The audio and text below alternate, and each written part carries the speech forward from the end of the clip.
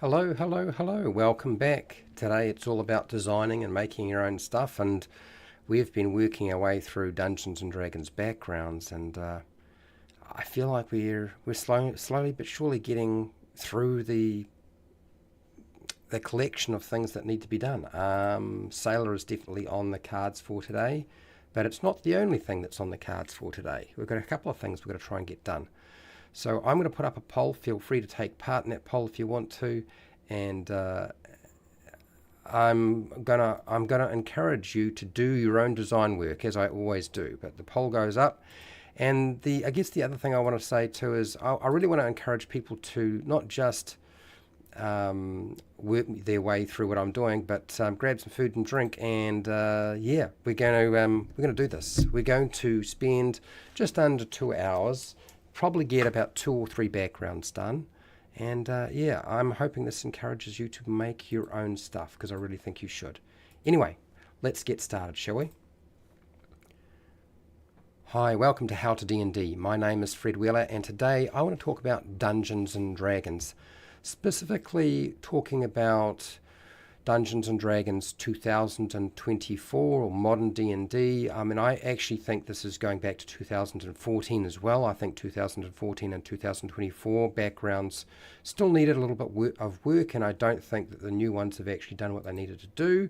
So we're going to try to tidy them up, and we're going to look at one background. Obviously, we'll start with the sailor because that's the thumbnail that I've put up, but we're going to try to do the sage. I think the sage is a good one to pull apart and just establish what we need to have there and what we don't. And I also want to do the noble, which I think is an extremely difficult background to build. I think it's complicated and not completely obvious how it should be done. That's one of my first feelings. So for those of you who see Sailor and Noble, it will include the Sage as well. And so my first question, before I show you, I've already sort of started the process, just a smidgen, I haven't done that much. I'm going to ask you how you would go about making the Sailor background. How would you build the, well, let's say design, because you are design the Sailor background for Dungeons and Dragons? And we're using the 5e engine or the 2024 sort of design infrastructure, or the 2014 infrastructure to a certain degree. So I guess we need to sort of have a look at. So we'll put down 2024 because that's kind of where we're at. Okay, right. So I'll put that in. Feel free to put in your ideas. I'm going to show you what I have, what I started with, which isn't very much, but there is something. And then we're going to work our way through all of this and get as much done as we can in the short space we have. And I'm hoping that about half an hour for each one, if we're lucky. You never know with these things. Sometimes it takes longer, sometimes it takes less time. It's not always obvious. Okay, so first off, let's say this is draft 5 rather than draft 4. In New Zealand, which is where I am, it is the 20th, not the 13th. I have been putting these up onto Patreon, for those of you who are wondering. The first drafts are going there. None of it's been play tested. We've already done a custom background, and I've said it before, I'm making the ability score increase optional. It's not connected to background, species, or class. It is there, but it is disconnected, and it's not even something you need to use. And the same thing for the starting feat. Disconnected from the backgrounds completely, optional role, not connected to background, species, or class. And then the things we're going to have, this is the structure I'm going for. Background characteristics, skill proficiencies, tool proficiencies, languages, which is going to be pretty much the same for all of them. A background feature, so we're going to tie a mechanical aspect to it, and then our equipment loadout, what that would look like. So those are the things we're going to contend with. So first off, let's start off with the first one. So Noble is here, Sage is here. We're going to start with this one here. We need a definition. I don't want to use the one that Wizards of the Coast has used because it might have things in it that sort of don't work. So let's just go define it. What is a sailor? Okay. A person whose job it is to work as a member of a crew on a commercial naval ship or boat, especially one who is below the rank of officer. So I think we can take a lot of this out, and we got the basic gist of it. So let's take this and go paste, and let's go individual, because you're not necessarily a person, you might be playing different species. And individual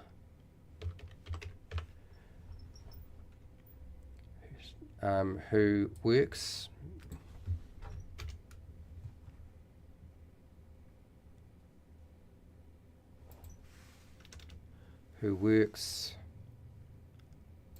as a member of a crew on a naval ship or boat. And that's really, I think, all we need to do. We're not defining you as being an officer or anything like that. An individual of a naval ship or boat. Okay, there we go. So we got that. So as I said, ability score increases and so forth. We're disconnecting from background, so not going to be an optimization thing you need to concern yourself with. I know my group don't like it, and they're all power gamers. I despise it. The feat, tavern brawler. So all sailors must be tavern brawlers, of course. Okay, we're getting rid of the feet as well. And so we just need to start building out from there. So going up, the first thing is, and I think this is very important, is you come up with a personality trait, a flaw, your goal, and your relationship that you want to have for your background. That's going to go into sailor. So we'll put that in there. We'll paste that. And we'll go back a little bit. I think we got that right. Okay, so we've got background, which is pretty much the same line for everything. Okay, skill proficiencies. So let's deal with skill proficiencies and then just load out the rest of this. So skill proficiency, we need to go here. We'll need to work through that, but we will. And then it is tool proficiency after that, isn't it? Tool proficiency and then language. Okay, so let's grab the language one and copy. And then if we go up here, tool proficiency, it's going to go back up and down.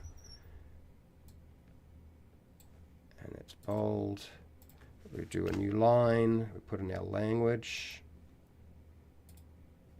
which is just common and one other language of your choice. The same for every single background. I haven't changed it, made it any different. I've removed back languages by the way from the species or race. I have not connected them to that at all. And then we've got acolyte feature. I think what we'll do is, I'm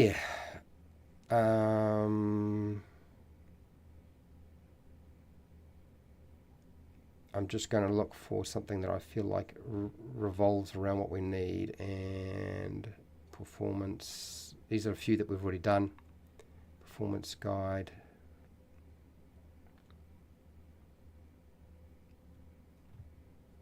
And this is probably what I need to put in here. Copy. So we're going to go back up.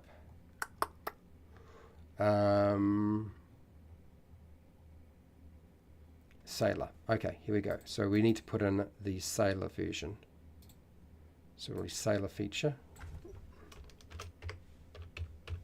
Sailor feature, you have advantage on ability or skill checks when navigating. It's pretty broad. I think that kind of covers everything. We could say it's related to your navigation using your navigation skills, but I feel like we can port the guide thing over navigating when navigating on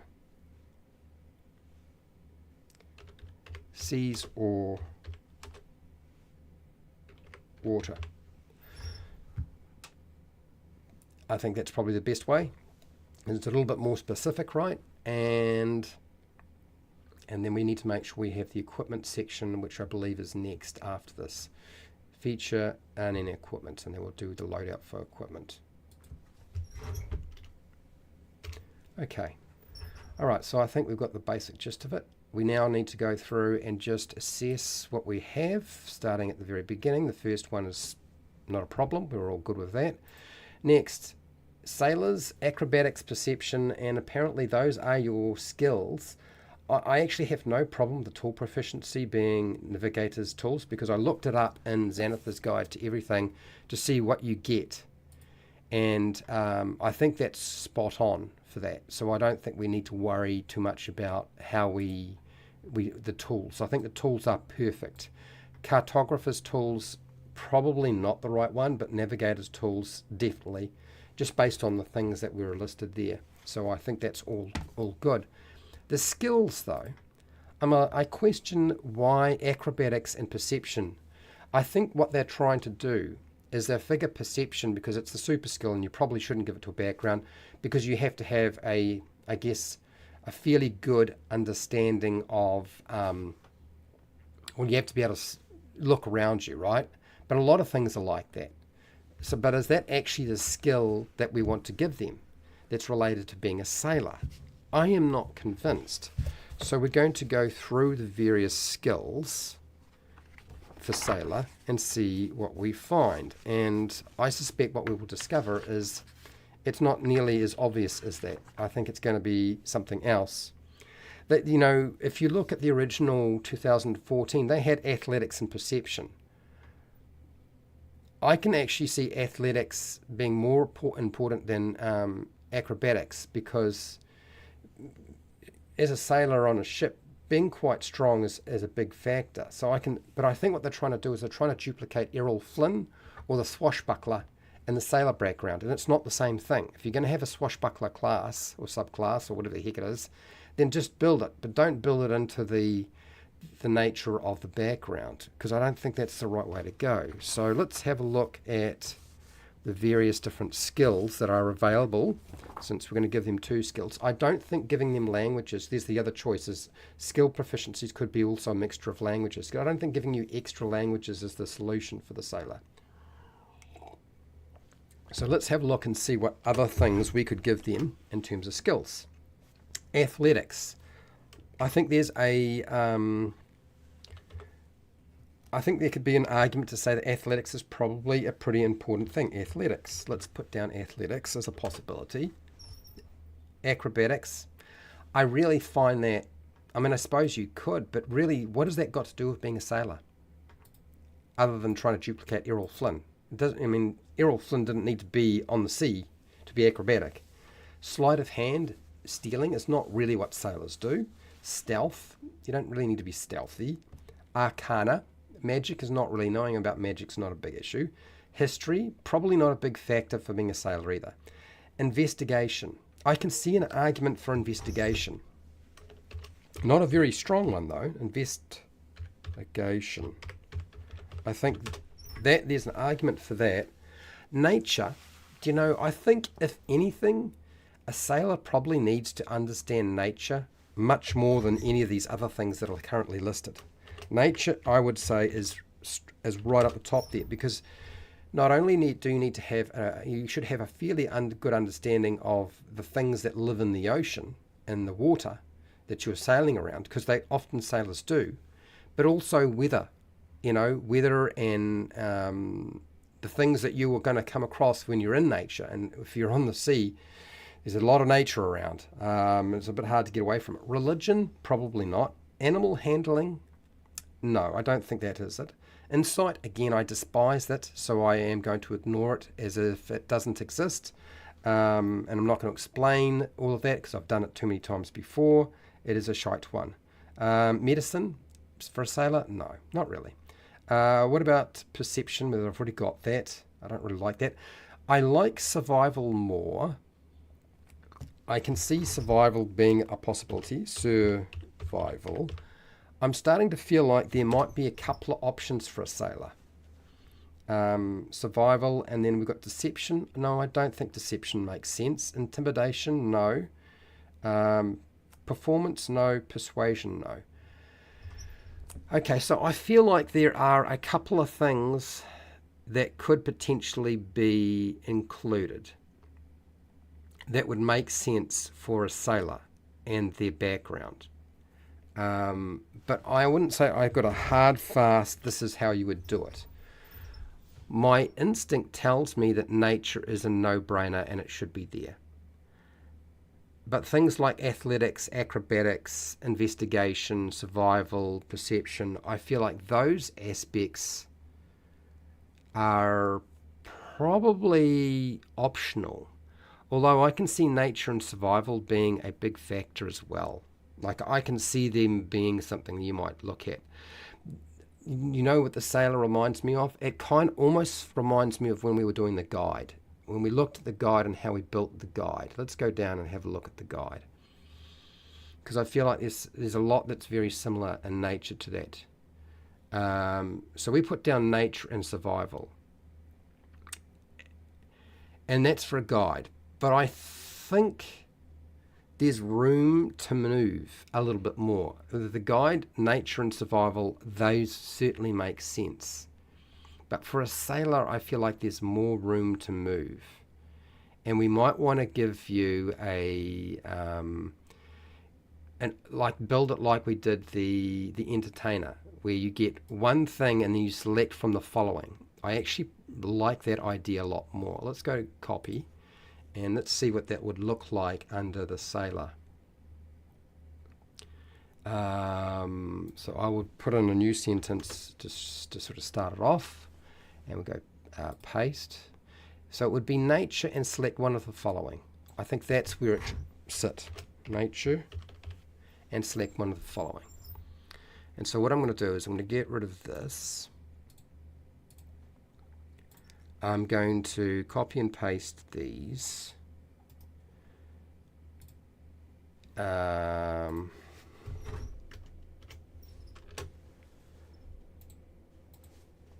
not keen on perception, but I can see an argument for it just because it is the super skill, as I've said many times before. We can take all of this and we go cut, and then we go back, nature, and select one of the following. And I think we just drop it in here, paste, acrobatics, athletics, investigation. Nature, no, because you're already going to get nature, so they don't need to have that. Nature and survival. And I'm really going to kind of highlight perception, because we have the same argument as before with the guide, as like perception would be a no-brainer. Why not have option for that? And I think it's best to leave that alone. For those of you who are wondering, how would you get perception though if you can't get it through your background? Well, one of the things when I redo all the classes and remaster them for 5e or 2024 is you won't be restricted when you select something outside of the things that are core in terms of the skills you get for your class. When I do the design work around that, I'm not going to say you only have these options. I'm going to say you have this skill for this class, that's a given. And then you get a number of skills on top of that, and you select from any that you don't currently have. So you would get, if you wanted to have perception, you'd get it from your class rather than from your background. And that will eliminate a lot of the power gaming, I have to take this class so I can get the super skill perception nonsense. But I'm kind of getting rid of that by doing something similar in the class construction. But yeah, I still feel like athletics and nature are probably far more useful, but I can see an argument for acrobatics, kind of. We'll go through those skills shortly and have a look at what sort of things you do with them. Investigation, survival, I'm not sold that perception is the way to go. But let's have a look at the different skills. Let's starting off with acrobatics, which is strength, and athletics. So athletics. So checks. This is for climbing, as you do a lot of climbing and sailing, jumping and swimming. So swimming is a big factor. This is why I think it's a no-brainer that it should be this. Attempting sheer stunts, Yeah, Okay, so what about if I go to something else that isn't that? What else do you do with athletics? Well, that's strength checks and so forth, like breaking stuff, moving stuff. Okay. And then acrobatics, what is this related to? Checks covers attempts to, in tricky situations, running across a sheet of ice, balancing on a tightrope. Well, there's a lot of balancing going on as well. Or staying upright on a rocky ship's deck. You know, the more I see this, the more I think athletics, just because of the swimming. Because it makes no sense if you were a sailor that you would not be very, very good at swimming. Otherwise, you are going to die. I feel like athletics in nature are given. Like they really should be the ones that you get. And maybe there's less impact on these other ones here. Acrobatics doesn't seem like it makes sense. Although there's tumbling, diving, rolling, flips. Okay, so that's all that sort of stuff. And then we've got survival. We've got nature. We've already talked about nature. That's plants, animals, weather, and nature cycles. Weather and nature cycles really important. And also animals to a certain degree because you're going to come across them in the sea all the time. Then we have things like survival, which is wastelands, identifying signs of owlbears living there, predicting of weather, avoiding quicksand and other natural hazards. I do feel like there is a potential for survival to be something you could make as an option. I see that as, you know, there is stuff there. Identifying signs that owlbears are living nearby. Well, guiding through frozen wastelands, well, guiding through the sea, hunting or fishing. Fishing, sailors fish. What else? Checking for following tracks. Well, algae bloom, I suppose, on the sea you would do that, predicting the weather, avoiding quicksand or natural hazards. Well, there's a lot of natural hazards on the sea. So, yeah, I can see survival being something that you could consider as well. So I'm not sold on it being no or yes. I definitely think it's open. And I do think acrobatics is an open one as well. Let's go to investigation. Investigation is intelligence. So what is investigation more about? Investigation is things like, what do you got here? Looking for clues, discerning the appearance of a wound, doubts, weak points in the tunnel, poring over scrolls. So probably not investigation. But I think there's a strong argument for survival, acrobatics, and athletics. Let's just do that. And I think those are acrobatics, athletics, and then survival. I think a choice of those three is probably perfectly fine. Although I'd still, again, lean more towards athletics just because of the swimming aspect. Okay. Next, I'm going to leave perception there, but highlight it. Again, I don't think we need to do that. I think that is something that can be picked up somewhere else. But again, I'm not sold on this idea right now, so let's keep going. Tool proficiencies, well, there's a bunch of tool proficiencies that you can have in 5e, and I think out of all of them, it's pretty a no-brainer. I don't think we need to look at the tool proficiencies to figure out that is probably the right one in terms of tool proficiencies.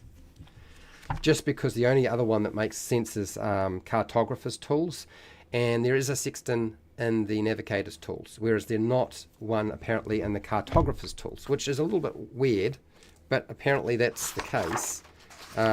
Maybe the tools need to be rejiggied. Tool proficiency 78 on the Zenith is 78. Of course, half the time people aren't going to have this, but I don't know. Yeah, calligrapher's tool is tool supplies, cartographer's supplies. So here we go. So components. You get a quill, ink, parchment, a pair of compasses, calipers, and a ruler. So that's fine, but if you're on the sea, you will need to have a sextant.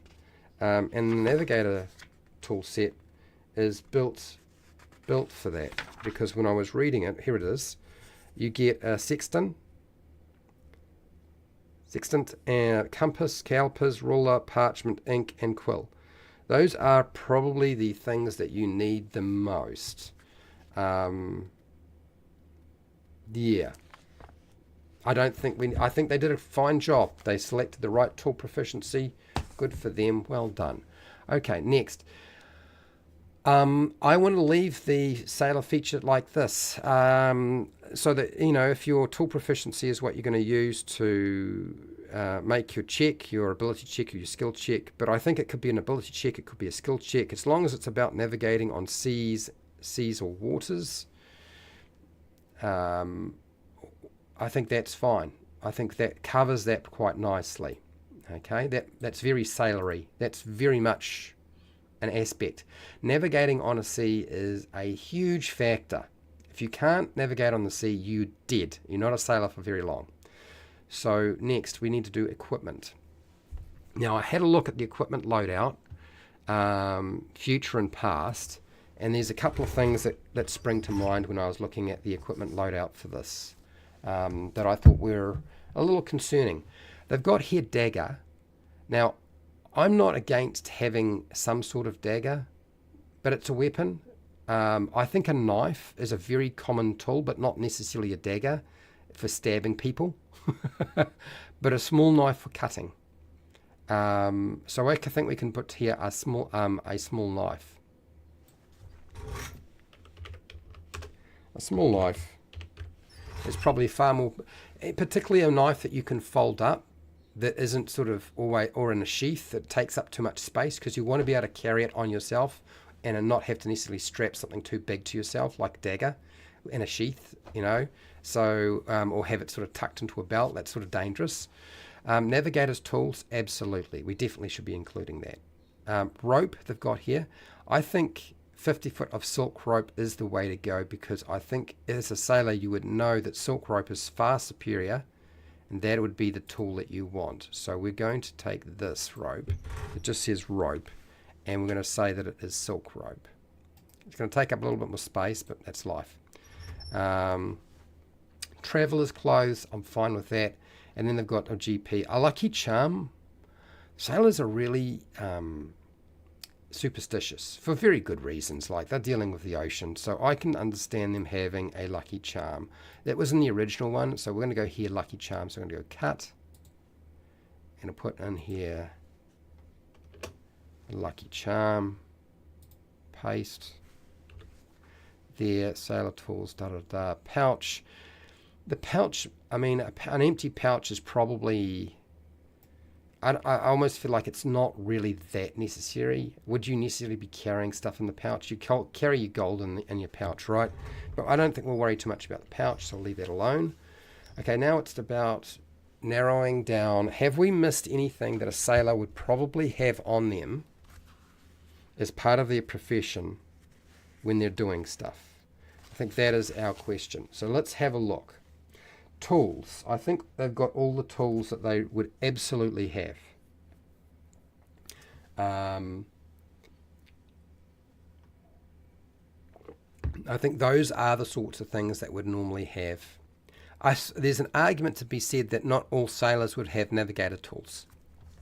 But I think even if you are the lowliest of a sailor, you would have a minimum of something like this, even if you get into a long boat and you're moving away from the main sailing ship, because there's always the risk of getting lost. So always having a compass on you and a sextant, maybe not the sextant, but definitely the compass seems like a no-brainer.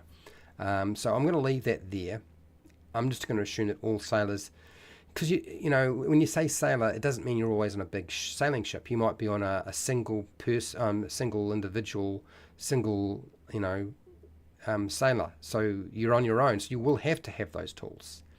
And I can't think of a single person who would not have that. So it doesn't make any sense not to. So tools, I think we're all good. We'll leave all the rest. Nothing there sort of stands out as we need to have that.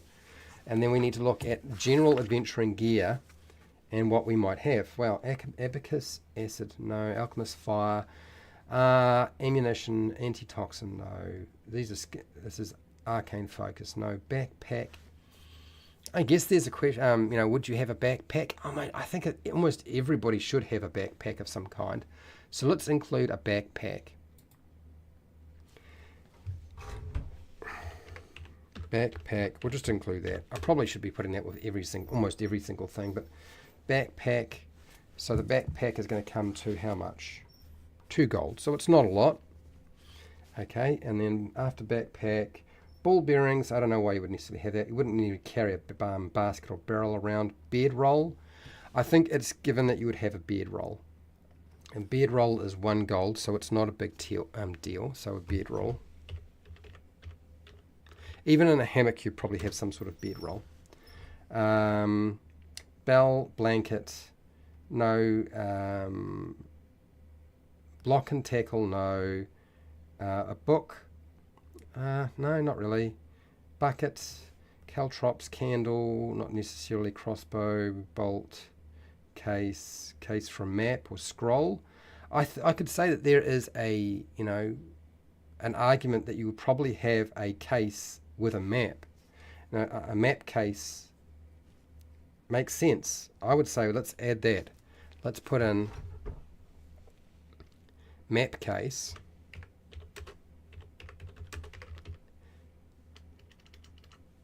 And we probably should have a map. Because it would be sensible if you were going to be going anywhere that you always have a map on you. Chalk, not necessarily. Chain, chest, climber's kit, you're not necessarily, you're climbing probably without harnesses and so forth. Clothes, we've got clothes sorted out. Component pouch, you're not a spellcaster. Crowbar, probably not. Sprig, totem, wooden staff, fishing tackle.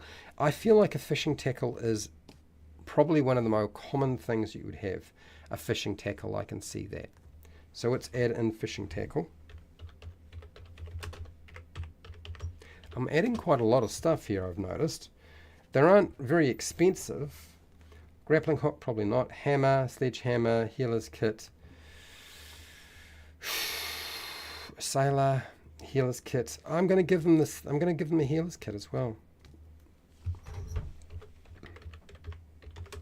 It's like if you're going out anywhere, healer's kit, particularly when you're traveling on the ocean, you need to have that. Holy water, no. Hourglass, hunting trap, no. Not appropriate. Ink, no. None of that.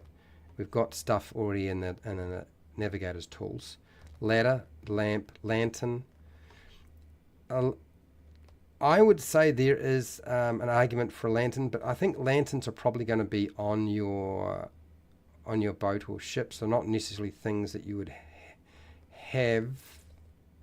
We'll leave that for now, but I think there's definitely an argument for it. Magnifying glass, I don't think that's too expensive anyway. Manacles, no. Mess kit. I think a mess kit makes sense. Let's add in a mess kit. It's not that expensive. It's mess kit's 2 gold. Thing is, sailors are very sort of, and it's only 2 silver. Like it's 2 silver pieces. Like who cares? Mirror, no. Oil flask, probably not. Paper, parchment, perfume, pick, pitons, no. Potions, da. Rations. I feel like rations are a no-brainer. Let's give them some rations. Let's give them at least 2 days rations. 2 days. No, I'll leave it off. I mean, rations. The problem is it depends on the trip that you're taking. You'd have to figure that out. So we have to leave it alone. Okay, rope we've done. We've got our rope. Our silk rope is 10 gold. Our small knife is probably going to cost us, probably the cost of like a dagger, I guess, but it's not really a dagger in this case. We're thinking in terms of a something that's more portable. So 2 gold. Okay, so that's that one. A sack, no, we don't need to do that. Scale, merchant scale, no. Sealing wax, probably not. Shovel, whistle. I do feel like a signal whistle, it's quite common to have something like that, a signal whistle. That's 5 silver, 5 copper pieces. It's like nothing. It's nothing, so let's put that in. Silk rope, travelling, signal whistle. Travelling clothes. What are the travelling clothes? Oh, they're 2 gold. Okay, 2 gold. So I've got that in there. Got the silk rope, which is 10, and then signal whistle, which is 2 copper, which is like, don't even worry about it. Signal whistle.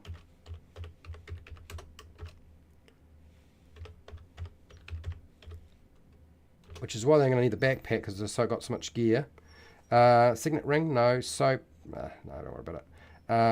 Spikes, you can't have a spyglass because it's too expensive. Tents, no. Tinderbox.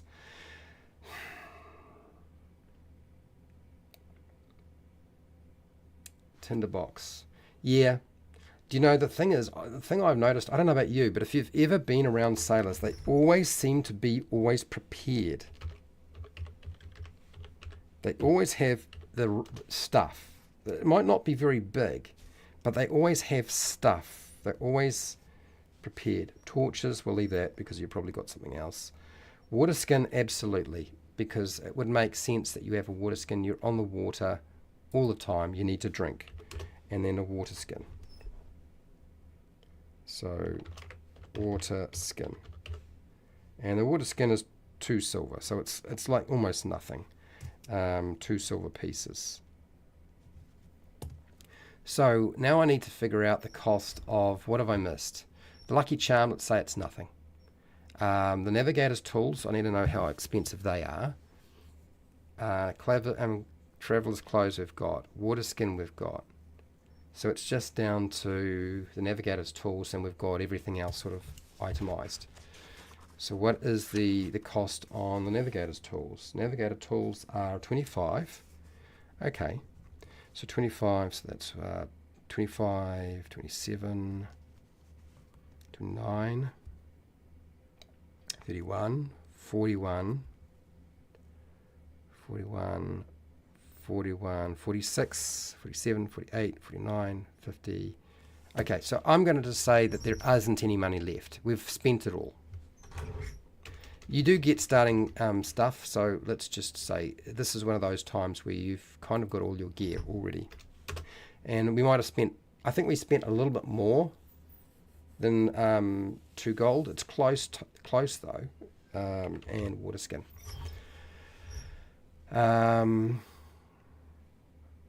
Just because I've put so much stuff in here. Maybe I need to trim back and get a bit more realistic with this, but it's a fantasy game too, so I'm not sure that realistic is absolutely that necessary. I think that's fine. Lucky charm, signal whistle, tinderbox, traveller's clothes, water skin. I don't know. Don't need to be capitals. Traveller's clothes. Navigator tools. Okay. All right. So I think that's our gear loadout. A or B. You take A or you take B.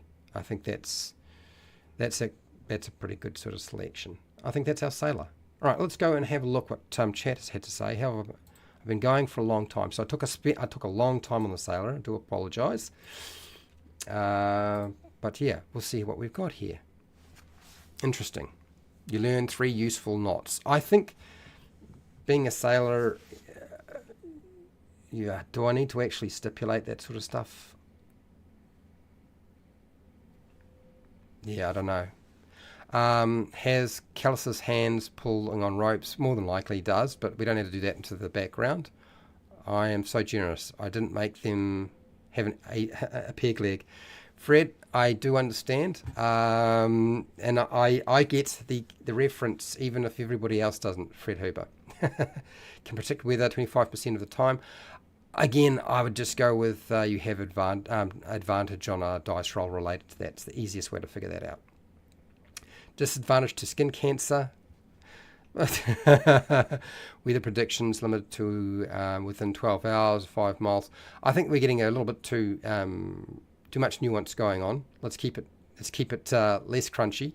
Weather lucky tooth. I think the lucky charm can be anything you like. It could be a rabbit's foot, could be a tooth from a shark, could be whatever you want. I think let the players muck around and figure that out themselves.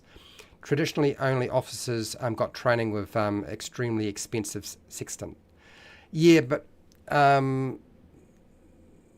I think the reality is that if you're going from one place to another in a sailing boat and you're not on a big ship and you're on your own, you will need to know how to be able to measure from the horizon to the sun. It is absolutely necessary. So otherwise you will get lost. It just isn't going to be something you can get away with. So I'm going to say it's going to have to be a bit more open than that. Okay, sailors would probably have a hammock. Yes, they might have a hammock. They might have a hammock. We could include, instead of... The problem is you wouldn't necessarily have a hammock. If it's a very small sailing boat, or you wouldn't necessarily have a hammock. You might have a hammock. You might have a bedroll and you might have a hammock. It could be either one. We'll leave that alone. But I don't disagree, Pale Rider. Hello, Pale Rider. Oh, by the way, Fred Huber is a patron and a moderator. Part of skills, midship learning, becoming a lieutenant. Yeah, I don't think we need to go into that nuance. I think that's probably unnecessary. Nobody seems to be against the idea of taking away perception. I think I want perception to be something that you select, if you want it, as part of your class. And I'm sure that a lot of people will... If anything should be optimized, if you're going to do any kind of optimizing in D&D, leave it to the class, not the background. I think we remove that aspect from the background and let the background be what the background needs to be, which is really just kind of the background stuff, rather than the optimization stuff. So I think that's probably a good way to go. Okay, so we've got that. Now, there's room for movement with the equipment for sure, absolutely. But I think that's close enough. Okay, so I think the next one we're going to do is we're going to do the Sage. I'm going to be honest, I'm a little afraid to do the Sage because I can see there being problems with the Sage. I feel like the Sage is a scholar. When I think about Sage, I think scholar. And I guess... yeah, part of skills midship. Yeah, I want as few perception bonuses as possible. I don't have a problem with there being perception as something that a character has in terms of building your character in 2024 or 5e. I just don't want it tied to and thought of as an optimization factor, since it is the super skill, to a background. I would much prefer to be that the choice they make when they select their class. Do you know what I mean? This is one of the reasons most of my group are full of power gamers, and the new backgrounds make them really angry. There's power gamers. And yet they're like, oh, you mean we get a starting feat, but what happened to the other stuff? And now I've got to think about my ability score improvement here as well. No, I think the Sage is a scholar. And there's also a scribe background I noticed as well in 2024. So I think what we need to do is we have to sort of condense down the concept of the scribe, the Sage, into a scholar, because that is essentially what it is. Even something like the anthropologist background that used to be around and the archaeologist background, it's a scholar, right? So let's look at the Sage, and that means I might even rename it. Because I think that's probably an important thing to consider is renaming the whole thing completely. So I've put it out there so that you guys can put in your feedback on the Sage, and we'll work our way on the Sage and see if we can get that done today as well. For those of you who don't know, after today I'm on holiday, which means I'm kind of out of commission for 2 weeks, which means I'm not going to do live streaming. Okay, you might see some edited videos pop up. If you're on Patreon on the paid tier, I'm probably going to swamp you with emails with stuff that I put out, because of all the play testing I did with Adventures and a few other things, but mostly Adventures. And then, of course, I'm going to be trying to take some time to actually rest before I get back into all of this again. Anyway, so let's do the Sage. I am not a fan of the concept of using the word sage.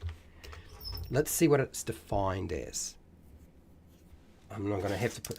If you haven't figured it out, I'm just about to hit my holiday. I just got sick for like 3 or 4 days last week. I think I'm on the recovery. This is my 3rd day of work, back at work. I'm having a little bit of trouble, but I'm holding it together. I'm hoping I'm not getting sick again. Jeez. Old age sucks. Anyway, and sage, an aromatic plant let's talking about a plant, a bush. I think sage is probably the wrong word. A profusely wise man. That is a sage. I hate it. I hate that word. Let's try scribe, because I don't think this is what they're trying to do. I think they've misunderstood the word. I don't understand why they've misunderstood the word, because what's his name? Jeremy Crawford is an expert in linguistics, at least in modified English. I'm sure he's also an expert in theology and English that isn't modified in North America. So I don't know why he would be using the word sage. A person who copied out documents, especially one employed to do this before printing was invented. Is that what you really want it to be? I think at the core of it, what you were talking about is a scholar. So I'm going to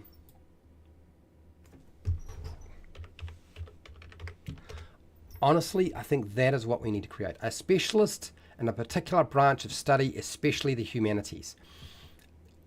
Forget about that. Scholar, a specialist in a particular branch of study. I think that is it. A highly educated, who is adept for study. Okay. A specialist in a particular branch of study. I think a mixture of these two is the way to go. Let's go. Let's take this, copy. It's got here sage, but I'm going to call it scholar. And which means that the background, when you see it on the paid version on Patreon, is going to be scholar rather than something else. A person highly, it doesn't need to be a person because we're not necessarily dealing with persons. And a specialist in a branch of study. I think that specialist concept is important too. Okay, here we go. A individual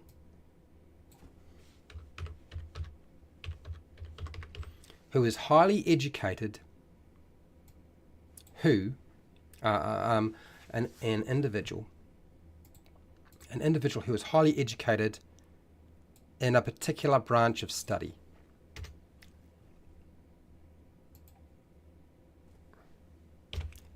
I think that is it. That's the core of what the sage should be, and the scribe. It should be called the scholar, because it's far more core to what you're trying to achieve. I think that is at its just exactly where we need to be. This is why, look, it's really important to really clearly define the narrative of a background before you start building it. Otherwise, you get lost, right? As I said, we don't need the ability score improvements because that is optional and it's not connected to background, species, or class anymore because I've removed that sort of way of doing it. The feat, again, optional, not connected to background, species if you're going to use it, or class. The origin feat thing is just an optional thing at the top there that I've got. So now we just need to go through the process of taking this. Will be the same as any other background, which is you come up with a personality trait, you come up with a flaw, a goal, and a relationship for your background. Okay, that's background stuff, right? So we'll put that in. And then we need to go skill proficiencies. I hate the way they've done skill proficiencies. Really despise it immensely for the scholar or sage. Even if it was a sage, I still feel like it's too narrow. Like, it doesn't make any sense. And then we go tool proficiency, then we go language. Okay. And tool proficiency, I think we're going to do a lot better in terms of speed, getting the scholar sorted out. Honestly, I think this is much easier to build as a background compared to the others. And copy. So we're going to languages, just common and one other language that you know. You know, a scholar, I can see there being room to say that you could also pick up languages.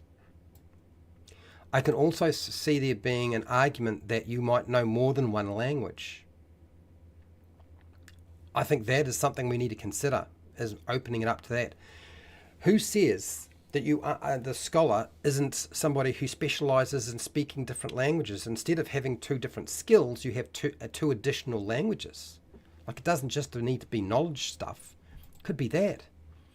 So we got common and one language of your choice. That's kind of basically what I've been doing with all of them. And then we need to put in the feature. And do I have a feature that kind of duplicates that already in that concept? I don't know that I do. You have an advantage using tool proficiency or ability score for your tool proficiency or ability or skill checks. No, that's not what we were looking at. That's not the right way. Advantage deception. No, let's keep going down. Advantage on checks related to one skill or tool proficiency you gain from your background. I think the criminal is... I think this is the right way to go. We just need to retool it for our sage or scholar.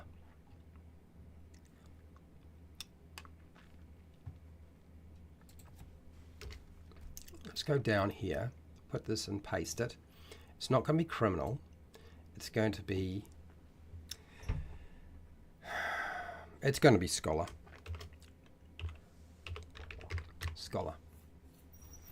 Scholar feature.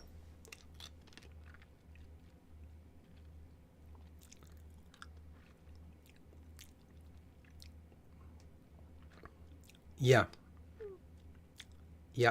I think scholar is the way to go. Scholar feature, you have advantage on checks related to one skill or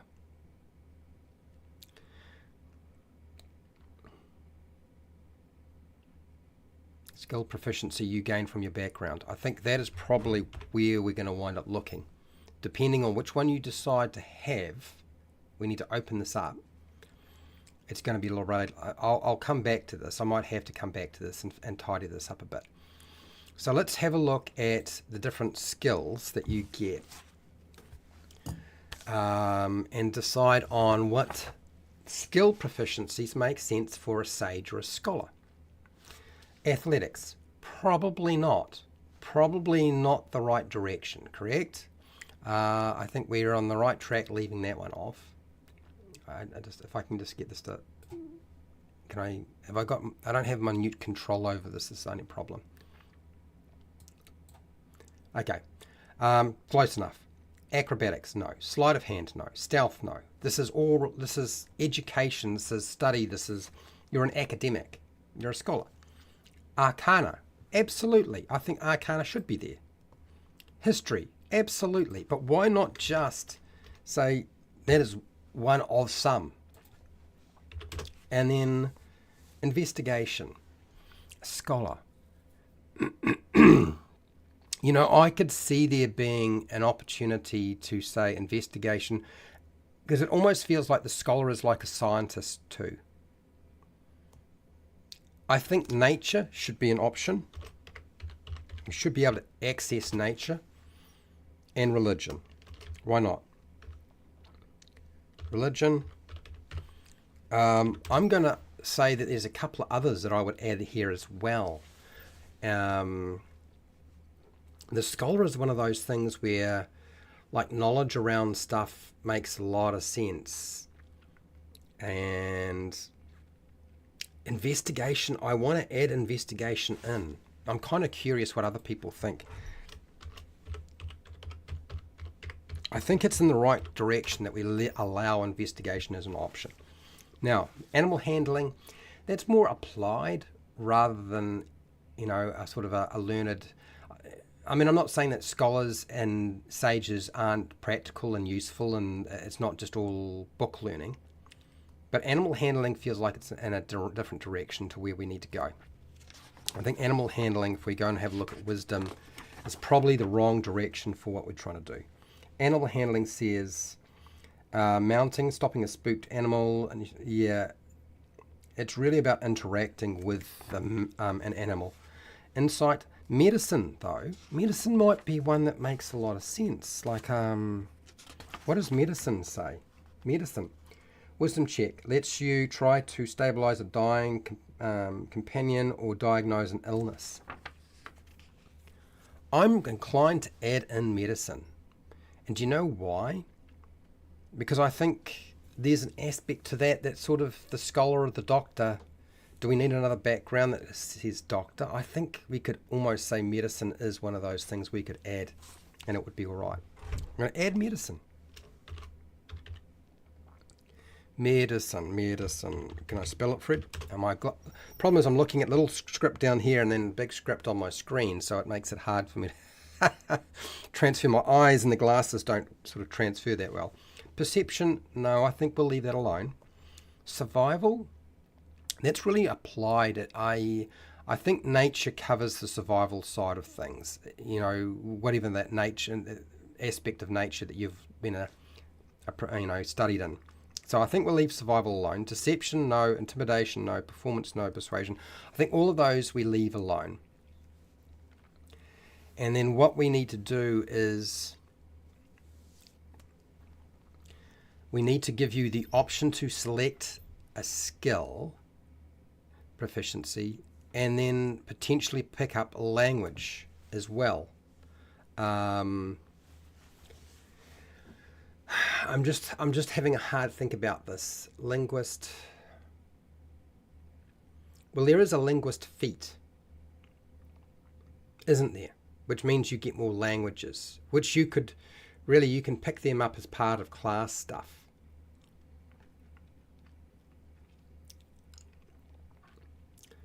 Yeah, it's tempting, but I think maybe we'll leave the languages out of it for now. Just for now. I'm still unsure about that. So we need to give you the option. I'm pretty sure I've already written something up that says select from these skills. Select 2 skills.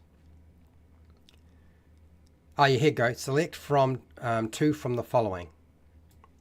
This is what we want to do. We want to use the criminal because the criminal's got a lot more options. There's a lot of things that they can do. So let's do the same thing with the scholar and open it up to them to pick the thing they will specialize in, because you could be a scholar, a sage, or whatever you want to call it, scholar, academic, who specializes in arcana and history, or investigation in medicine, or nature and religion. I mean, I'm giving you 2. I don't think that's unreasonable. I don't think all scholars should have arcana or history and investigation and medicine and nature and religion. I think there is room for movement on this. So that's how I'm going to write up the skill proficiencies. Pick 2 from these. There you go. Tool proficiency. Now I had a look at the calligrapher's supplies, and the calligrapher's supplies is absolutely spot on, perfect. Good choice for a sage, a scribe, or a scholar academic. I think that is the way to go. That makes much more sense than any other tool proficiency, so I don't even think we need to go near that. I don't want to go through all of them because honestly I think it would just be a waste of your time. We've got the languages already. You have advantage on checks related to 1 skill proficiency you gain from this background. And that is, so even though you might have 2 areas of knowledge, one of them you're really good at, much better than the other, right? You're going to get advantage on those. And I guess this reflects, if you go to university, I know in North America you call it college. Here in New Zealand, we call it university. And when you do a bachelor's degree or a major, or do a master's or a PhD, particularly if you're doing a bachelor's, the same thing applies. You have something that you are an expert in, but you have to do other things as well. You have your major area of study. In my case, it was psychology. And then you have your minor area of study. In your minor area of study, you would do less study in. So mine was statistical mathematics and philosophy. And so you would know less about that, but you might have covered some of that. So you would have some knowledge in it, but you wouldn't be as good as the other one is. Psychology is my area of expertise, right? And then I wound up doing a graduate diploma in higher education and counselling and stuff like that. Anyway, so I think that's probably the best way to build that. I think that will be more suitable in this case. Now, here we go. Here is, I don't understand, why is it that a sage or a scholar has a quarterstaff? Does everybody have to look like Gandalf? Calligrapher's supplies, I have no problem with that. Do that. But the quarterstaff, I don't see any point. A history book. I think it's almost as if they've decided that it has to be, you have to be invested in history. You might have a book, but why a history book? It might be a book on something else. A book. Fine with that. Do we need it if we have calligrapher's supplies? We're going to have a look at the calligrapher's supplies and see how that comes together. Parchment. I'm figuring that calligrapher's supplies is including parchment. I kind of already know. I'm cheating. And then we've got a robe. I'm fine with robe. Robe or common clothes. I'm honestly not sure that it really matters. And you got 8 gold. Well, you're probably going to get a little bit more. A small knife. I'm trying to figure out why a scholar would have a small knife. That was from the old 2014 background for the sage. A pouch? Probably not. I don't think any of those really sort of apply. I think we can take them out and say that they are unnecessary. So let's do some homework. Our first bit of homework is, what is the calligrapher's supplies giving us? Now, if you look at all the tools, just very quickly, so that I know I've sort of jumped the gun and gone straight to other stuff rather than going through the different, tool proficiencies you could pick up. But there's really nothing here. Like all the artisan tools are really not suitable for a sage or a scholar. They're all practical for making stuff. They're not, apart from the calligrapher's supplies, right? Disguise kit, forgery kit, game sets, none of that makes sense. Herbalism kit, I don't see that. Musical instruments, navigator tools, poison, these tools, like none of this. I think calligrapher's supplies are spot on. So given that, let us go and have a look at Xanathar's Guide to Everything, this book here. And let's see what the calligrapher's supplies actually includes. Because I think they have a little bit of overrun going on here. So calligrapher's supplies, here we go. Here, components of calligrapher's supplies. They include ink, okay, dozens of sheets of parchment. Well, why have we got parchment in it? It's already included. Get rid of this. You don't need that. If you've already got it, you don't need to have more. Okay, what else have we got here? Parchment and 3 quills. So ink, paper, and quills. I'm happy to include a book as well, like a book. I can't think of a scholar, a sage, an academic who doesn't carry a book around with him. But then again, there's plenty who don't need to carry a book, so they just carry it in their brain. Those are scary fellas. And lasses, the ones who can memorize everything. So I think the gist of it is the calligraphy supplies does a lot of the heavy lifting. So let's start itemizing our items for this. So calligraphy supplies, that comes to 10 gold. So that's not very much. We haven't spent a lot. What else might you have? if you were a scholar, a sage? An abacus? Not necessarily. I think that's really up to you as a player. Acid, alchemist fire, no. Ammunition, no. Antitoxin, arcane focuses, none of this. A backpack, maybe to carry everything in it, but not necessarily. I think you can buy that. Ball bearings, barrel, basket, bedroll, no, because you're not necessarily a travelling scholar. A bell, a basket, blanket, block and tackle, book. Here, book. And it says 25. Now, I know it's an expense, like it's a lot.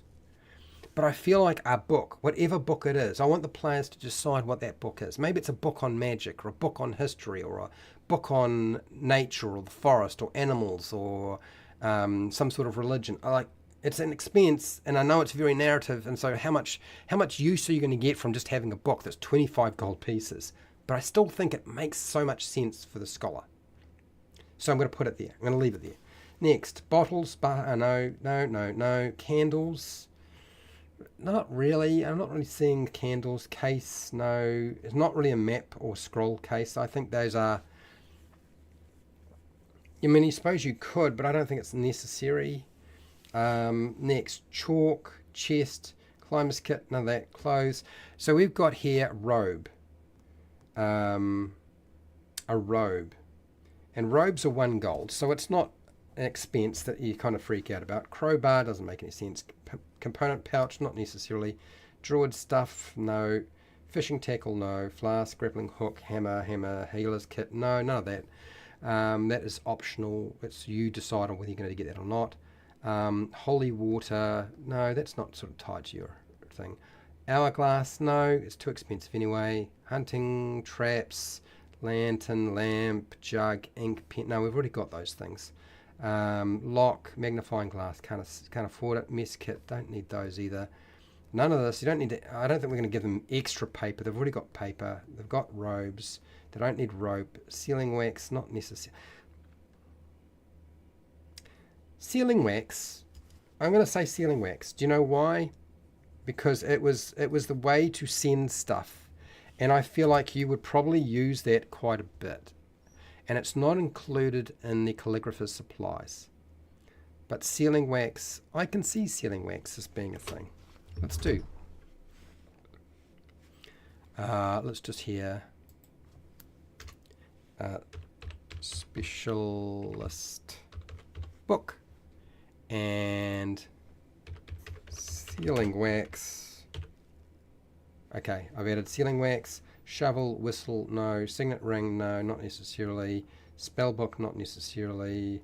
None of these sort of look like they stand out as things that the scholar would have.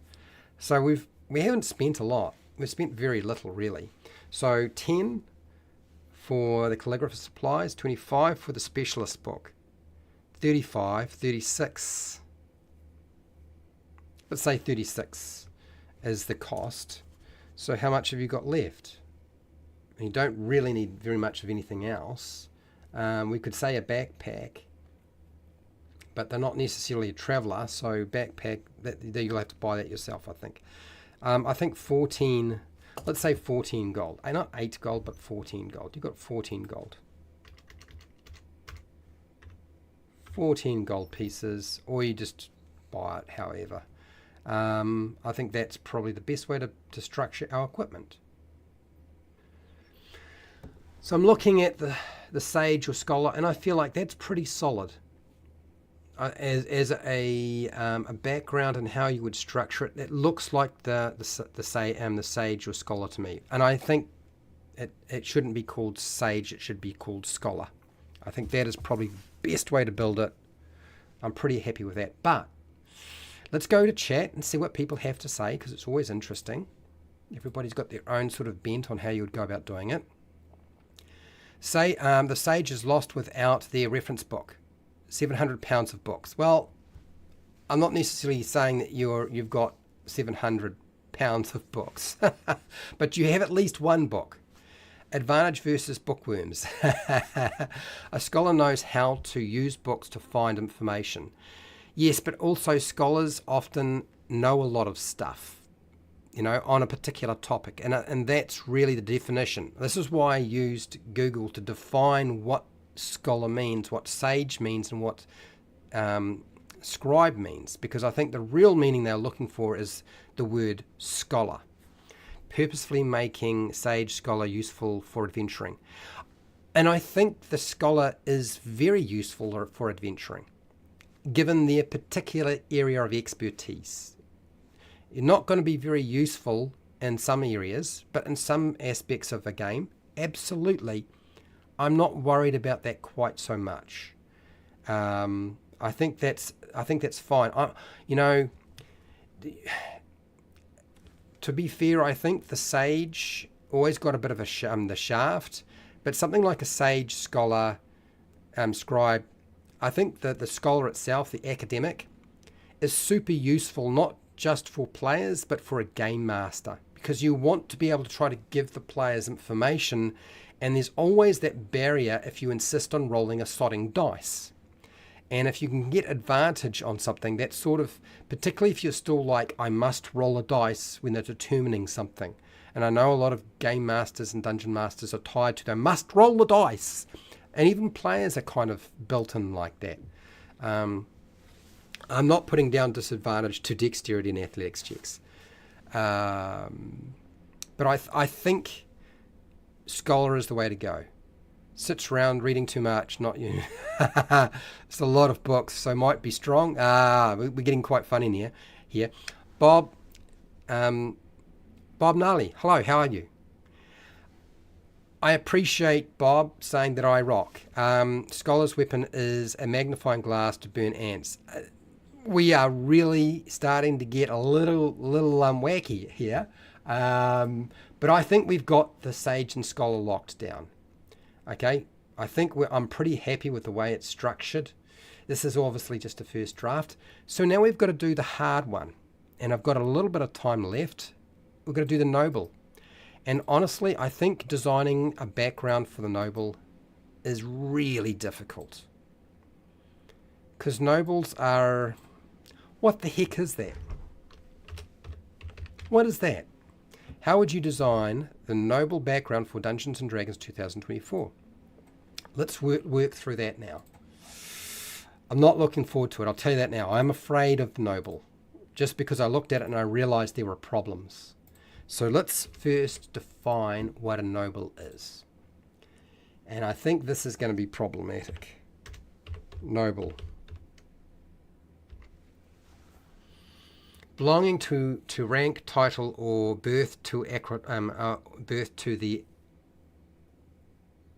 Yeah, well, that's it. No, I think that when we say noble, that's what we are really meaning is this. Yeah.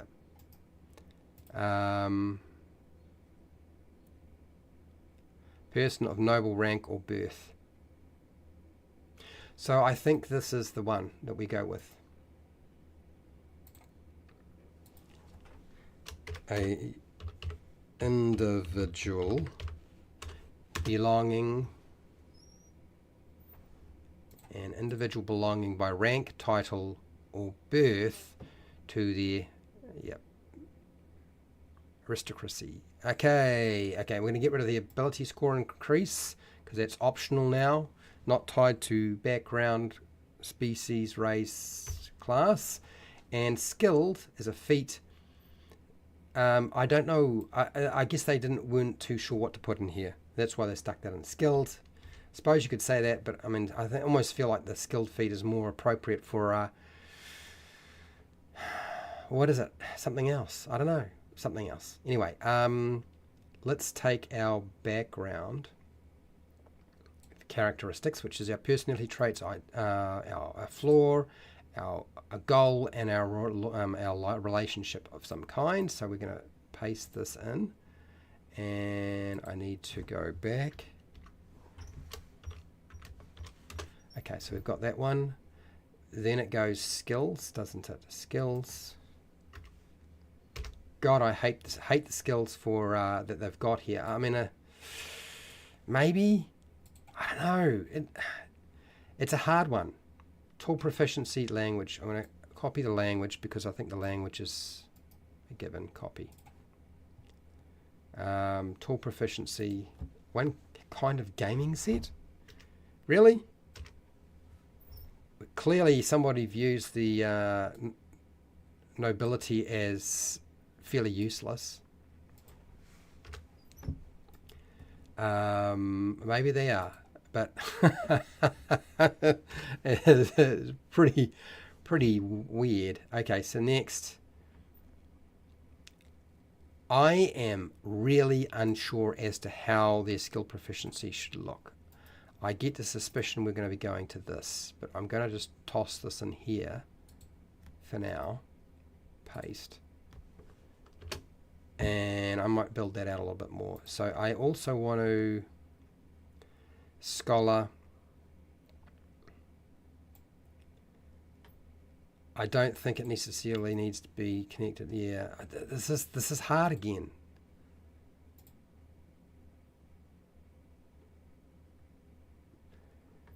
Nobility is a difficult thing to nut down. I honestly, this is a harder one. Because it could be skills, it could be tool proficiency, advantage on tool proficiency. No, it's not that one. It's not that one. It's going to wind up being. It's going to be like, I feel like it's going to be looking like more like this. Because it's so nebulous. Like, when you say noble, like, what is the background for a noble? Like, it is so nebulous. It could be anything under the sun. You could have a useful noble, you could have a non-useful noble. And so that it could be advantage on a check related to one skill or tool proficiency you gain from this background. I think it could easily be structured that way. Okay, now next, equipment. That is a problem in itself. I have no problem with fine clothes and perfume. I do wonder why some of the other things were left out. A scroll of pedigree, I don't like that. Patent of nobility, I prefer that term myself. Scroll of pedigree is like, okay. I think patent of nobility is a term that was used more than scroll of pedigree. But anyway, and a lot of gold, like that makes sense too. So they don't have a lot, but who knows how you would do this. This is tricky. Okay, let's go through the skills. Because apparently they've decided the skills that a noble would have are history and persuasion and nothing else. Is that really true? Athletics. Is being a noble suggest that you're related, that you're athletic? See, there's the other problem. What do the nobility actually do? What does it mean if someone is noble? If you say that someone is a noble person, you admire and respect them because they are unselfish and morally good. Well, that's not quite what we're looking at here. He was an upright, noble man who was da-da-da, okay, or a woman, I guess. What is the synonym of noble? What is the meaning of noble in the Bible? What is being called noble? Why is being called noble a compliment? Jeez. What is noble behavior? Really, I think what we're doing is when it's not the quality, it's the rank, title, and the birth of the aristocrat. So let's go here. What do the noble do? I think, what do they do? Historically, nobles act as local rulers, military leaders, and administrators who managed large estates, collected taxes, and dispensing justice for their tenants. They also served the monarchy by providing military service and funding, acting as a link between the royalty and the common people. Their duties often included diplomacy, governance, and overseeing their lands, while also participating in court life, which could include hosting guests and engaging in leisurely activities like hunting or music. Do you see the problem that the noble background presents when you have to try to narrow it down to what the hell it would be? Because that's a lot. And it's not clear that good old Dungeons and Dragons 5e 2014 or 2024 can fit into that box. That is a very difficult box. So let's establish some of our basics. What are some things that they would be kind of good with? Well, they said military, but that doesn't necessarily mean that athletics is something that you would have. You might be running the military, but not necessarily a capable soldier. But you might also be a capable soldier. But that runs into the risk of the same thing that if you think of it that way, you run into the risk of creating the soldier and the guard, which is basically, before I was a hero, adventurer, or explorer, I was already a hero. Or the folk hero is the same, another problem as well in terms of a background. So I think we'll leave athletics. I don't think that's a given. Acrobatics, no. Sleight of hand, I don't feel like them going around stealing and being stealthy is a very noble act of what nobles did. I do think we need to establish how they operate.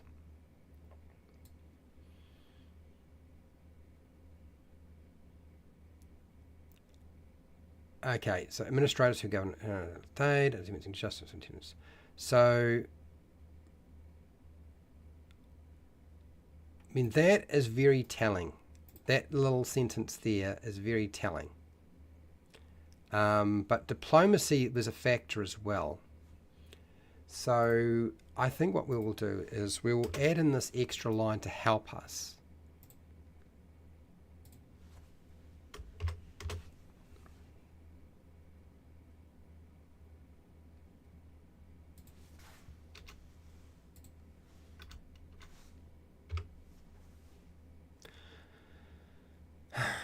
Yeah, I think that's probably going to help us a little bit just to nail down what we're doing here. Arcana, probably not. History, I suppose it's possible, but it's not really high on the agenda for me for history. Investigation, again, I don't see that. Nature and religion, again, I don't think that is the noble skills that they would necessarily have. A lot of their stuff is about management and managing large groups of people and managing property and managing capital. Animal handling, probably not again. Insight, medicine, perception, survival. I think none of those make sense. What does strike me as skills that you would probably wind up having is persuasion, is pretty much on the money. I think that's a given. I would also say that things like deception, because we're really talking about political stuff in many respects, deception and intimidation, because they have power. I think we should open it up to those as well. HI. So I think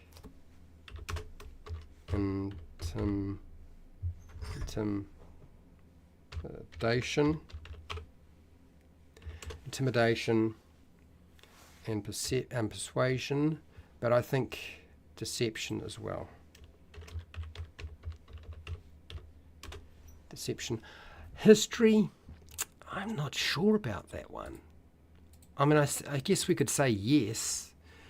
A lot of the time, nobility had to learn a lot about history and what had happened before so that they could do things. History was a big learning factor. But it's not the only thing. Yeah, okay, so I think we'll go deception, history, intimidation, and persuasion. And I think you can pick any of those three or four, I guess, for a skill, and it would be all right. geez, this is hard. This is really, really hard. But I think the charisma-based skills are probably more in line with what nobility had to sort of put on a good face. They had to be good at dealing with people, or they had to figure out how to deal with people, whether that was through intimidation or deception. If they weren't using persuasion, there had to be some way that they could manage those people who were below them, or they were working for. The problem is that this is why the feudal system got ditched, is because they believed that the people were below them. And sometimes they were, because they owned everything. But anyway. Okay, so here we go. It's the tool proficiency that is the pain in the ass. One kind of gaming set, of all things.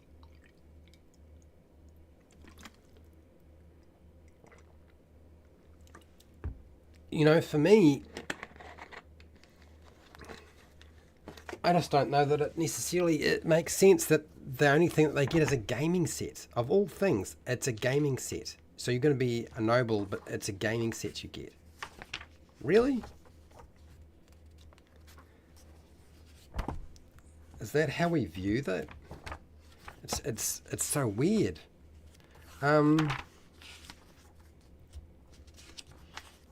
Okay, so let's have a look at the tool proficiencies and try to figure out what would make sense.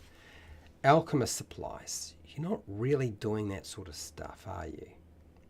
Brewer's supplies. Well, you might manage one. You might have skills in brewery, but you might not. I mean, it's not really calligrapher supplies. I don't know. I feel like somebody else would be doing that. You might have calligrapher's supplies because you're an administrator. I can see that as potentially being an option. Let's put down calligrapher. Maybe we give them options. God, I hate this one.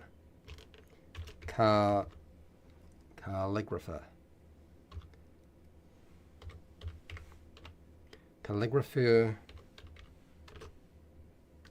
Calligrapher's supplies. Whoops, that's not the right word. Calligrapher's supplies.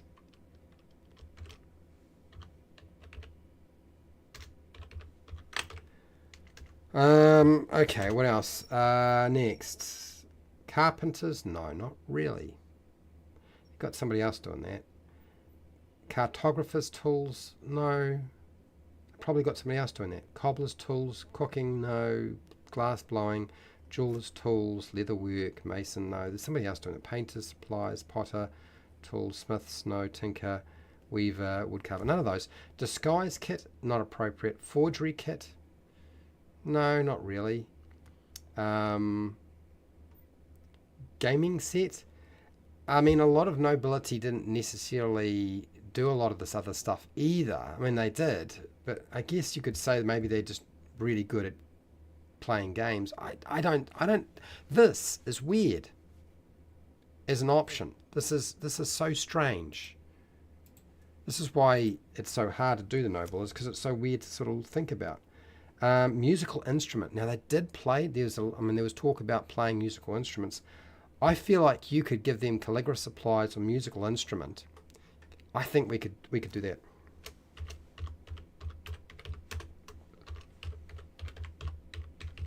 Musical instrument. Why not? Select that one as well. One of those.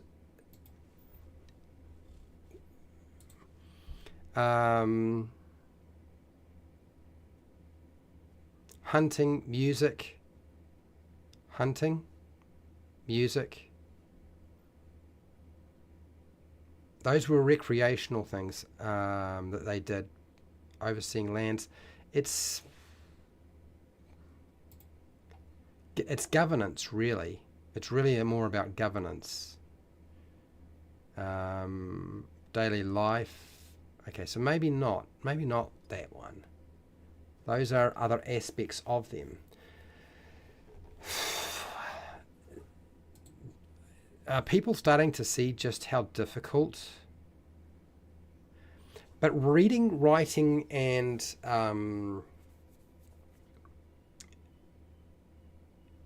and education were a big factor. So I feel like calligraphy supplies are a big factor. Like if you're going to keep records as a noble, you'll probably be going and doing that. Whether you're writing letters, keeping a ledger, you might have somebody who is doing that, but you would probably be part of that as well. Like there's going to be some sort of aspect to that, but it's not a given. It's hard. It's really, really hard. Okay, next.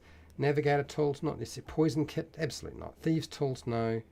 No. So this is a mess. Tool proficiencies is probably one of the hardest ones to sort of narrow down as to what does that really mean as nobility. And then you gain common and one language of your choice. I could even see space to or a language. I could say deception, history, intimidation, persuasion, and languages. So you could pick languages. It would just be languages. This is difficult. This is not so easy. Okay, you have advantage on checks related to one's skill or tool proficiency. Well, we didn't give them really a tool proficiency that makes any sense that we really want to worry about that. You have advantage on checks related to one skill proficiency you gain from your background. I think we'll get rid of the tool proficiency because I don't think the other ones really make much sense. I don't think it's really that important. This is the difficult part, is the tool proficiency. I knew it was going to be a huge problem. Knew it. It always is when you have something as weird as I want to be a noble. You know what my big problem is I've got a friend in my home group, Simon, who knows a lot about history and knows a lot about the nobility, and he will pull this background to pieces when he sees it. Oh my God, will I get drawn over the coals if I get it wrong.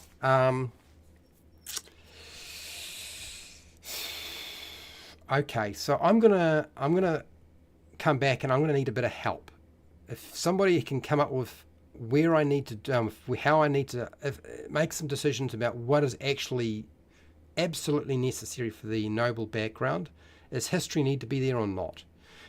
Tool proficiencies. What makes the most sense? I feel like calligrapher supplies is probably the most sensible one, but I would be open to giving you the option to calligrapher supplies, a musical instrument, or one sort of or a gaming set. Like I wouldn't have a problem with that either. Fine clothes. Again, I don't have an issue with fine clothes because that's probably what nobility wears. I know every time I've had somebody play nobility, they've insisted on having very good clothing. It's been a big factor for them. That's fine. It makes sense. I have no issues. But it does create a whole bunch of issues, honestly, as to what they have. Okay, so let's look at adventuring gear. I don't think there's a lot of things we absolutely have to have. I think what we do is the signet ring. I think it is as a given. I think the scroll of pedigree is, I hate this, but patent of nobility, I prefer that term. I don't think that really costs you anything. I think it's just something that you would have as nobility. An abacus. It almost suggests that you are involved in administration and like an accountant and you would have an abacus, but maybe you don't. I don't know. Yeah, I don't think that's a given. Okay, so keeping going. Acid, alchemist, fire, no. Ammunition, antitoxin, arcane focus. Backpack, not necessarily. Probably got somebody carrying it for you. Ball bearings, no. Barrel, basket, bedroll, bell. It's very tempting to give them a bell, but that's me being facetious. Blanket, block and tackle, book, not really necessarily that. Bottle, bucket, caltrops, candle, scroll case, chalk, chain, clothes. Fine clothes are 15. So fine clothes are 15. I'm not going to dispute that. That stays. Next, crowbar, no, you wouldn't carry it. Fishing tackle, no. Hammer, healer's kit, none of that makes sense necessarily. You'd have to decide whether you want them. Hourglass, too expensive. Hunting trap, no. Jug, ladder, lamp, lantern, no. Lock, magnifying glass, manacles. It's tempting to give the noble manacles. Again, that's me being facetious. For anybody who understands how much I despise slavery and modern slavery in particular. Mess kit, no. Steel mirror. I mean, I could give them a mirror, but again, that sort of... Yeah, would they necessarily have a mirror? a snuff box. I get oil, paper, parchment, no. Perfume, we'll give them the perfume. I'm all right with the perfume. Let's keep the perfume. Next. Pick, pitons, poison, no. Pole, pot, pouch. You probably would have a pouch for putting stuff in. 5 silver. I'm not really sure we need to even worry about that. We'll just write down pouch. We're going to give them a pouch anyway, for free. They get a pouch. Pouch. Did I remember? Where is it? I had a pouch in front of me before. Is it here? It is pouch. Pouch. Pouch. Oh, God. Switching from the different size text is hard. Rations, robe, no, because they've got their fine clothes. Rope, no. Sacks, no. Scales, merchant scales, not necessarily. You wouldn't necessarily. I mean, you might not use scales. You might just, anyway. Sealing wax. Sealing wax, again, I can see that being a thing that they might have. They might not.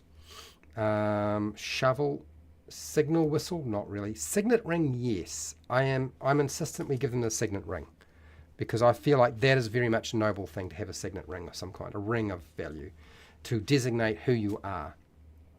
Soap, no. Spellbook, spyglass, tent, tinderbox, torch, vial. I think all of those other things are probably not important, but these I think we should add. And so patent of nobility, perfume, pouch. So I'm going to go here, cut, paste, there, fine clothes, signet ring, cut, pouch,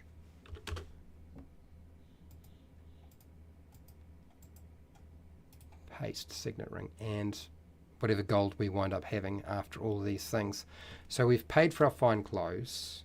We've paid for our patent of nobility.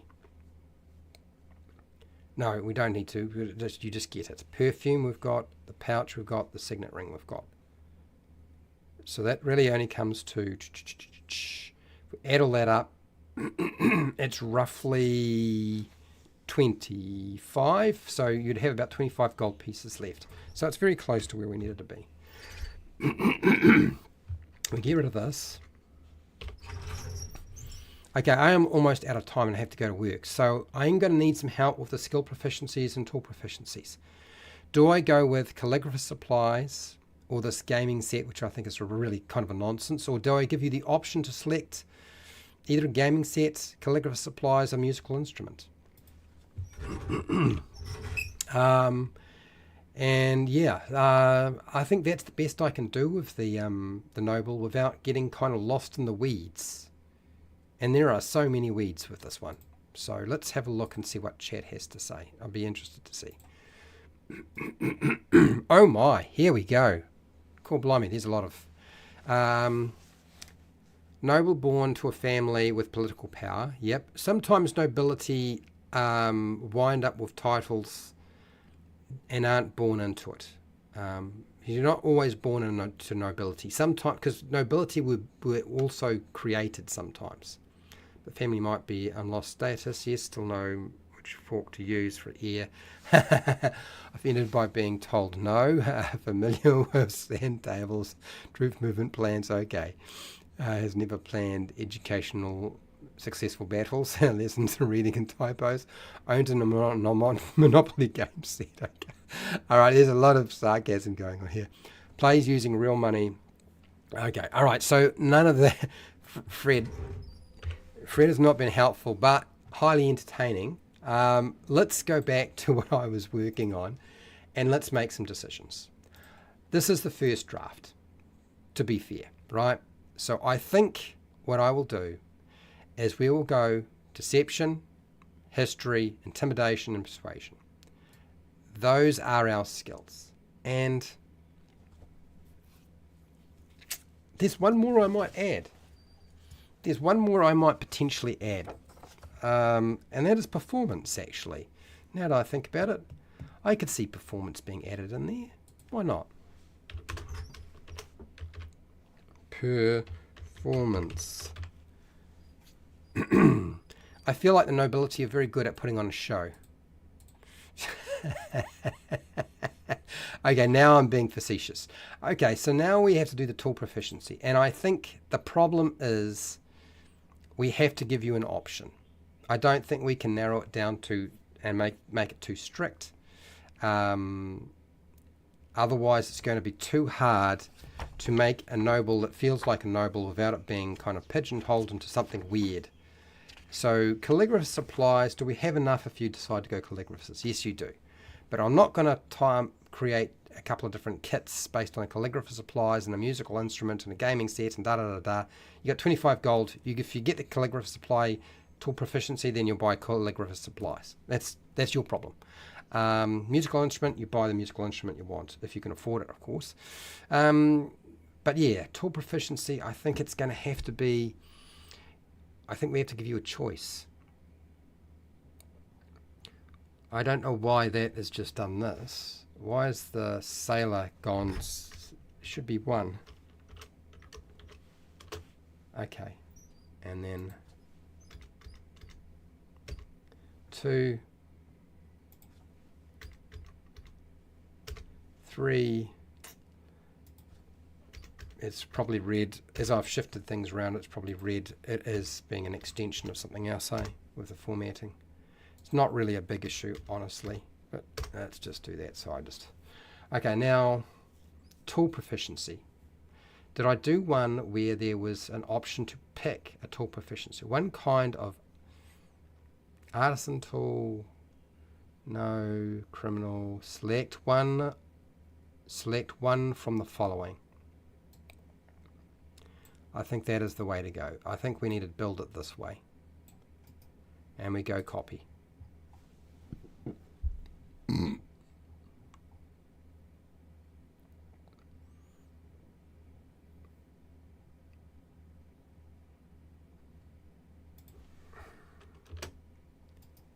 So let's go here, paste. Select one from the following. Let us unhighlight this.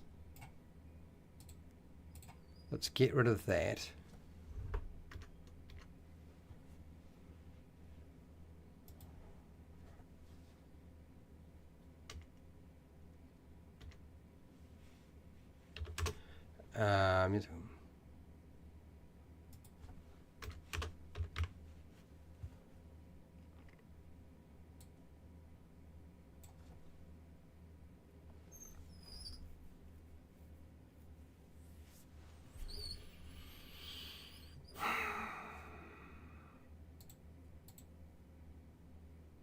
Okay, I think that's better. It gives you a few more options. It feels more like what the noble would fall under, although I still feel like the noble is a very difficult one to build. I think that's as close as we can get without it getting kind of weird. A skill that you have and you would have proficiency. I almost feel that we could lean into the tool proficiencies as well. Do I want it to be skill? One tool, skill or proficiency you gain from your background. So we'll make that a much wider, noble feature. So it's very, very broad, but it does feel like it covers the nobility as much as we can. Wow, that was really, really, really, really hard. So we have done the noble, which I think is one of the... to be fair, people, I'm not happy with this background, but it's as close as I can get it at this present time. If I sit on the toilet or I have a moment where I'm in the garden, I'll probably figure out if I made a mistake, or somebody will talk to me. Simon will probably pull it apart and tell me where I went wrong. Sage or Scholar, I think the Scholar is the best way to call it. I think I'm pretty happy with that. The Sailor, I feel, is pretty solid as well. I think we've got that locked down quite nicely. It's all about play testing at that point from there on. So, yeah, I'm going to end this poll. What does the poll say anyway? I'm kind of curious. So, do you think the Sailor background for Dungeons & Dragons 2024 needs fixing? Yes, 43%. And I agree, I think it did need fixing. It wasn't a huge amount, but it needed a little bit of tweaking. Well, how much did I remove and change? Geez, I changed about half of it, didn't I? Okay, maybe there was a lot to change. Undecided, 43%. I can understand that too. Just watching, 14. Nobody said no out of 7 votes. Interesting. Okay, all right. Huge thank you to everybody who showed up today. I do appreciate it. This is my last live stream for 2 weeks, and when I come back, we'll go back into what we've been doing, which is making more monsters and probably talking about how to use gold in your tabletop role-playing games, or why it's important, and then back into working through the backgrounds, the classes, and the species for 2024 D&D. I am hopefully by the end of the year we'll have the next Shadow Dark Players Expansion Volume 2 released. Me and Wally just need to get together. I was sick, so I couldn't get together with him, and I have to finish the cover art. So I have to start the cover art actually. That's what the part of the holiday is all about. So yeah, 2 weeks with no live streaming, people. I'm sure you'll cope. I know I will. Anyway. Huge thank you to everybody who's been watching and listening. Thank you to everybody who took part in the poll. If you took part in the poll, I want to thank everybody in chat. So Bob Niley and Fred Huber, thank you for jumping in. And Pale Rider, thank you for jumping into chat and giving your feedback and your ideas. I do appreciate it. And I know it takes a big chunk of your day out by following what I'm doing on a live stream, but we got there, we got it done. I want to thank all of my paid patrons. I'm going to apologize now to all of my paid patrons. You're going to get swamped by emails very shortly over the next 2 weeks, more than normal. So just bear with me. It's just me catching up on stuff that I've been play testing and updating. And sometimes I've done completely new stuff as well, and it's ready to sort of present to you for the first time.